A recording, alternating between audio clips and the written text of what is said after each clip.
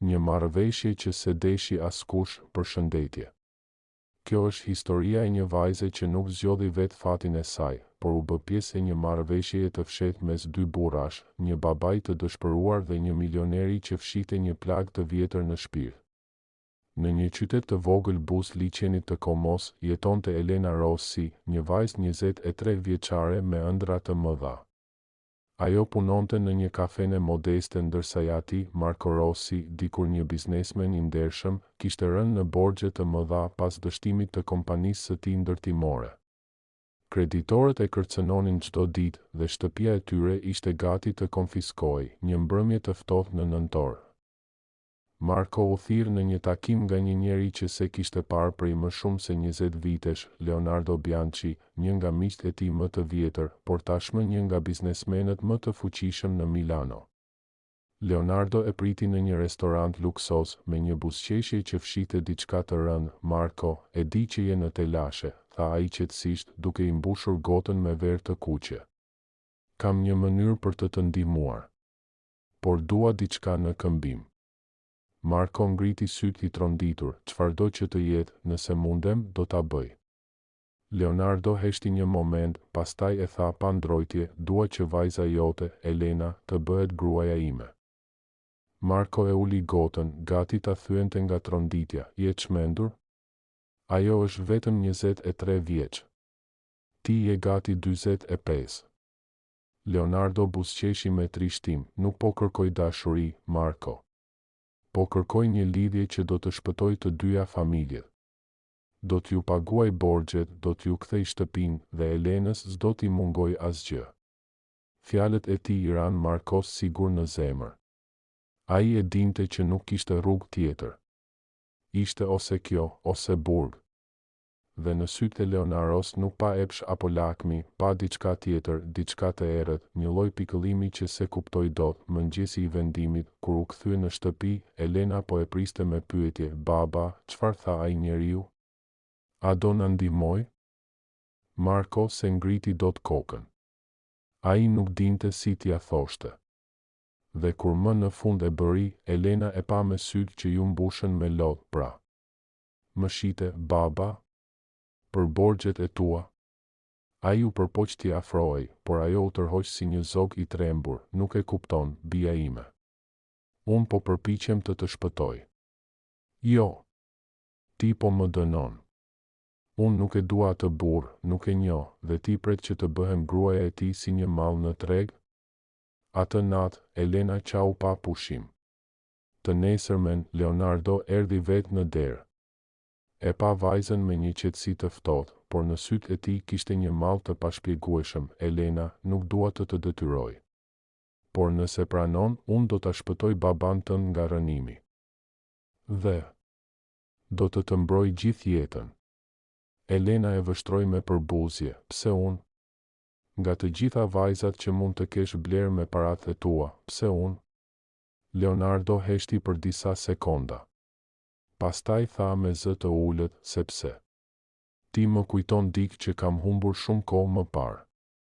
Fjalët e tij ngelën në ajër si një mister që priste të zbulohej. Elena se kuptoi, por ajo përgjigje ishte fillimi I një historie që do t'i ndryshonte jetën përgjithmonë. Martesa pa dashuri, në kishën e vogël pranë liçenit të Komos. Tingujt e orgës përziheshin me shushurimën e fletëve të ullinjve jashtë.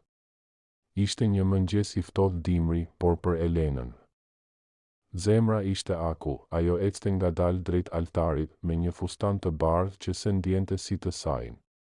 Në anën tjetër e priste Leonardo Bianchi me pamje të ftohtë, serioze dhe sytë që nuk e ndanin nga ajo as për një sekond. Marco Rossi, baba I saj, ishte ulur në rreshtin e parë me duart që I dridheshin. Ai kishte shpëtuar nga falimentimi, por çdo herë që shihte vajzën e tij në atë fustan, ndjente një faj që se shlyente dot asnjë para në botë. Kur prifti tha po e pranon këtë burr. Zëri I Elenës mezi dëgjohej, po.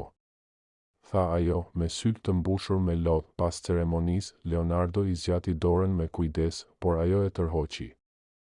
Nuk tha asnjë fjalë gjatë gjithë rrugës për në vilën e tij luksoze në Milano, një shtëpi e artë, por e ftohtë. Vila e Leonardos ishte madhështore, pishina e brendshme, shërbyesit që lëviznin me heshtje, dhoma e saj e re e mbushur me rroba e bishuteri.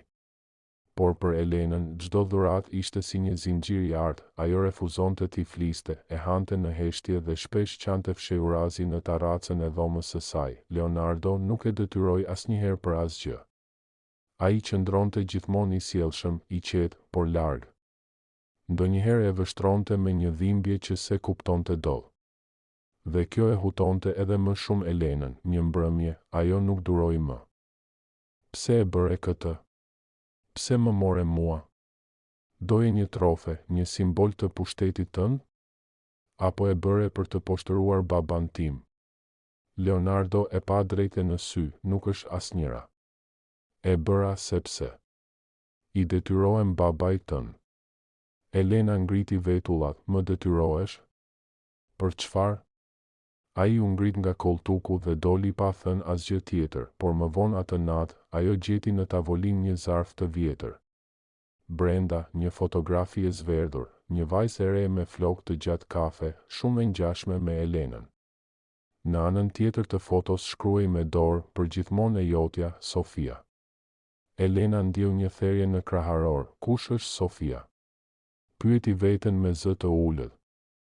Të nesërmen, ajo zbriti në bibliotekën e madhe të shtëpisë dhe e gjeti Leonardon duke parë nga dritarja, ajo në foto. Kush ishte? Ai mori frym thellë, Sofia ishte motra e babait tënd. Dashuria ime e parë. Gruaja që smunda ta shpëtoja. Fjalët i ran Elenës si rrufe, çfarë po thua? Para shumë vitesh, kur isha i ri, isha fejuar me Sofin. Ajo u sëmur dhe unë s'kisha para për ta dërguar jashtë për mjekim. Babai u shiti gjithçka që kishte për të më ndihmuar ta shpëtoja. Por ishte vonë. Ajo vdiq. Që atëherë jetova me faj dhe betova që nëse ndonjëherë ai do të ishte në hall, do t'ia shlyja borxhin. Dhe kur e pash ty, ishte sikur ta shija përsëri atë. Elena qëndroi pa fjalë. Tani çdo gjë kishte kuptim, vështrimi i tij i trisht, heshtja, mënyra si e trajtonte me kujdes por me distancë, nuk e kishte bler për ta pasur. E kishte bler për ta mbrojtur. Të njëjtën natë, ajo hyri në dhomën e tij për herë të parë. Të kam urryer padrejtësisht, tha ajo me zë të ulët. Leonardo e pa me butësi. Jo, Elen. Kishe të drejtë. Asnjë vajzë nuk meriton të martohet për një marrëveshje. Por tani që e di të vërtetën, të lutem. Më lër të mbroj, qoftë edhe si mik. Në sytë e tij, ajo pa sinqeritetin që se kishte parë më parë te askush. Dhe për herë të parë, zemra e saj filloi të lëkundej mes urrëties dhe një ndjenje të re që e frikësonte. E kaluara që u kthye, ditët kaluan ngadalë në vilën Bianchi dhe mes heshtjeve e syve që takoheshin pa fjalë, Elena filloi të ndryshonte. Tani ajo nuk e shihte më Leonardon si një blerës të jetës së saj, por si një njeri që kishte vuajtur po aq sa ajo.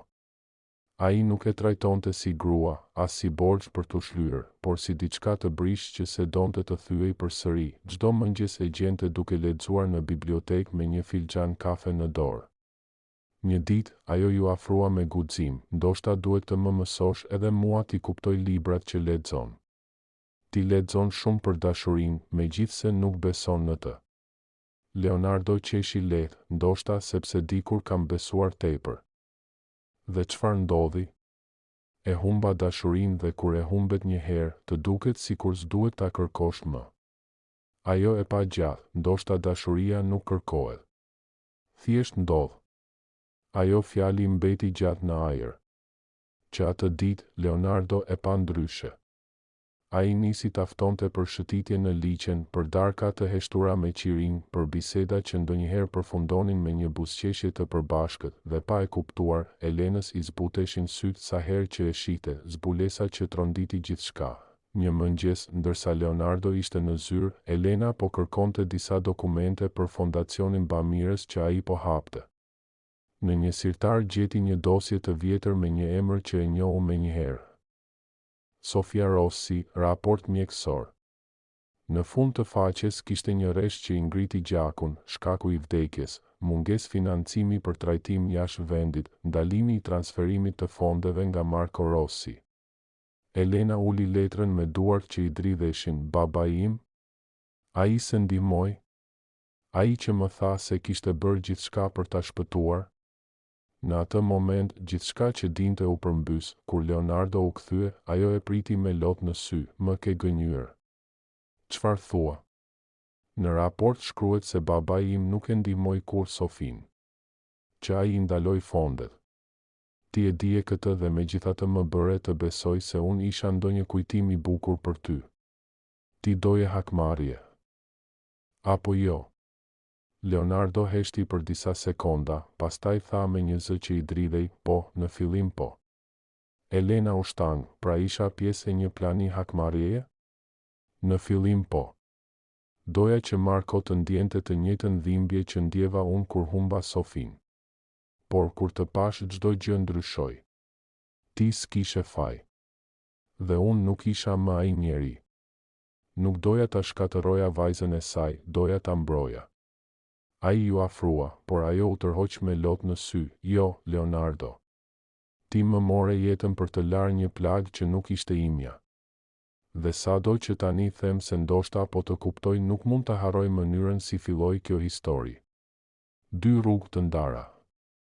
Pas disa ditësh heshtjeje, Elena vendosi të largohej nga vila. I la një letër mbi tavolinë, më dhe një jetë që se zgjodha, por më dhe edhe të vërtetën që se dija. Tani duhet ta gjej veten time, pa borxh, pa urrejtje. Faleminderit që nuk më preke, që më le të isha unë. Por dashuria jon, nëse ka ekzistuar, lindi nga dhimbja, jo nga zgjedhja. Leonardo e lexoi letrën shumë herë, derisa letra u njollos nga lotët e tij. Ai e la të ikte, pa e ndaluar. Sepse ndoshta, për herë të parë në jetë, e kuptoi se dashuria nuk është pronë, është liri. Epilog. Pas një viti, një vit më vonë, në një panajër librash në Rom, Elena po promovonte librin e saj të parë, Vajza që u ble për ta shpëtuar. Në fund të sallës, ajo pa një burr me kostum të zi që e shikonte në heshtje. Leonardo. Ai nuk ju afrua, nuk foli, vetëm buzëqeshi me një ngrohtësi që ajo se kishte parë kur më parë. Elena e kuptoi, tashmë ishin të lirë të dy, ai kishte shlyer fajin, ajo kishte gjetur veten, dhe ndoshta, diku në mes të gjithë asaj dhimbjeje, dashuria kishte ekzistuar vërtet, por vetëm si një mësim për shpirtin.